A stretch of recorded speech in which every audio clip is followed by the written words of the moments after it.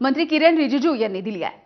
तर बिहार बंगालमध्ये अजूनही FIR दाखल केले जात आहेत, तर मग याचा फायदा काय असा सवाल प्रियंका गांधी यांनी विचारलाय। आज पक्का एक बिल लेकर के जो आ रहे हैं, आज पहले लोकसभा में टेबल करेंगे। तो हम चाहते हैं कि सारा पार्टी, चाहे अपोजिशन हो सरकार के हो, सब इसमें चर्चा में भाग लेना चाहिए।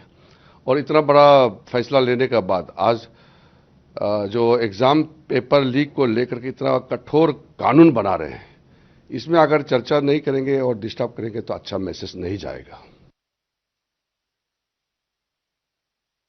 माफीनामे की मांग कांग्रेस लगातार कर रही है कि पहले माफी मांगी जाए, उसके बाद ही चर्चा। देखिए, मैंने सुना है कि अभी भी FIR फाइल कर रहे हैं बिहार में, बंगाल में स्टूडेंट्स के खिलाफ। ये मैंने सुना है, वेरीफाइड नहीं है अभी। तो मतलब फिर फायदा क्या हुआ? दरम्यान यावरती ठाकरेंच्या शिवसेनेचे खासदार संजय राऊत आणि शिंदेच्या शिवसेनेचे खासदार नरेश म्हस्के यांनी नेमकं काय म्हटलंय आपण बघूया। मुळात जे नवे शिक्षण मंत्री आहेत, त्यांचा शिक्षणाशी आणि एकंदरीत या यंत्रणेशी किती संबंध आहे, आणि नवीन विधेयकात लक्षवेधी असं काही नाही।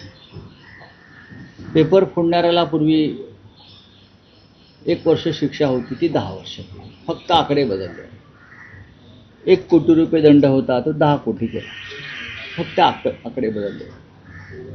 मी आधी म्हणालो आहे की अशा प्रकारचे कायदे करून मोदी हे किती काळ कायद्याचं पालन करू शकतात। हे बघा, सरकारने निर्णय घेतलेला आहे। विरोधक केवळ या गोष्टीचं राजकारण करण्याचा प्रयत्न करतायत। विद्यार्थ्यांनी आणि यानंतर थेट जाऊयात, लोकसभेचं कामकाज सध्या सुरू झालंय।